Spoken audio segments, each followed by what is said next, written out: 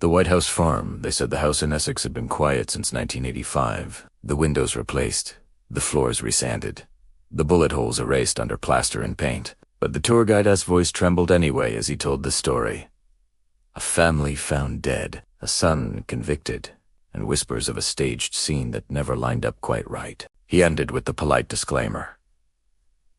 He still maintains his innocence. Later, a podcaster slipped away from the group to record in the dark, American voltage converter humming, mic red-eyed. He pressed play and described the alleged cover-up. The oddities' phone calls, kitchen staging, silenced, rifle sunned. How every version contradicted the next. His breath clouded, though the night was warm. "Tell me who did it," he asked the empty hole. Cool and cocky. "I'll take whatever voice answers." Something obliged. The recorder quivered, then spoke with a woman's ragged whisper. "I did it." The podcaster jolted, grin faltering. He played it back clean as glass. "I did." He swallowed. "Who are you?" The voice returned, calmer now. "I am the one they buried with the story."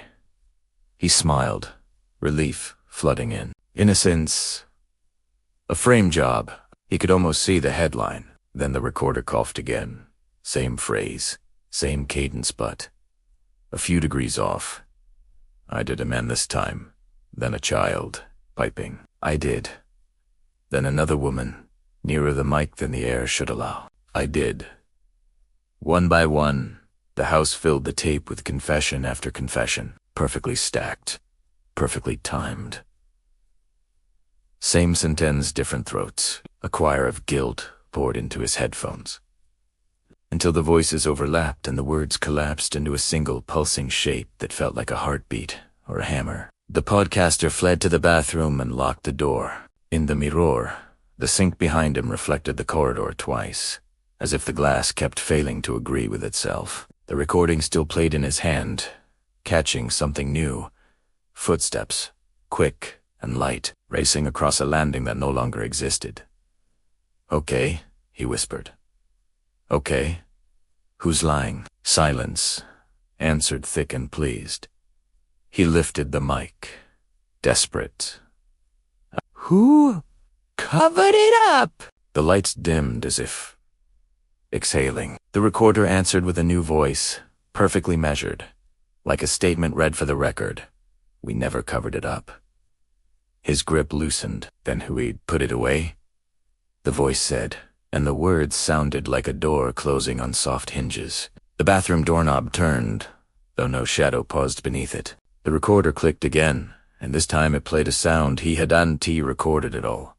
The house's phone ringing from decades ago, stuttering through static, then stopping mid-chime, as if a hand had rested lightly on the bell. On instinct, he rewound. It kept playing forward. He stopped.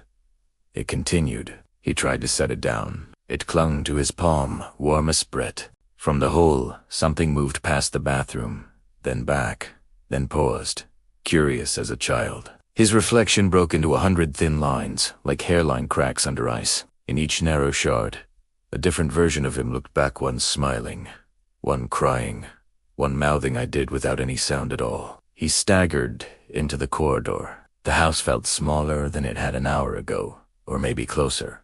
On the stairs, the carpet bore no stains, but when he lifted the recorder, the audio showed footprints anyway.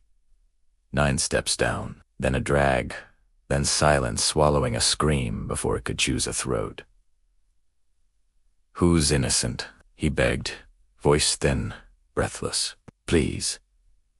The tape obliged at once, bright and crisp, almost cheerful. "I am a man.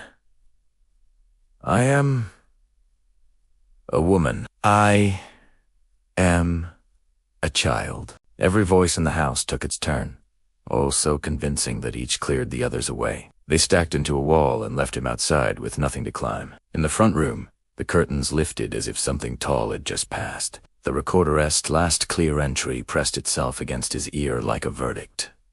There was never a basement here. He didn't understand why that chilled him until the floorboards under his feet thumped once, hollow, When he finally smashed the recorder on the hearth, it kept whispering from the broken shell, polite as a clerk. Please leave statements brief. Please leave statements brief. Please leave. The house exhaled, the lights returned, and the tour guide knocked lightly from the porch. Everything all right? Yeah, he lied, stepping out into honest air. Got what I needed.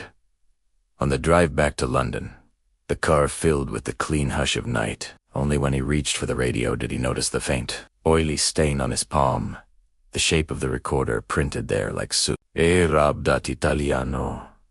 It didn't smear. It sank. At the next red light, the glove box shuddered. Something inside shifted slow and tended turning over for a more comfortable angle. He opened it with shaking fingers. The recorder lay there in two neat halves, screen-spidered. From its tiny speaker, a child's voice practiced a sentence in 100 gentle variations, learning where to place the breath. I did! I didn't! I didn't! By the time the light turned green, it had perfected both.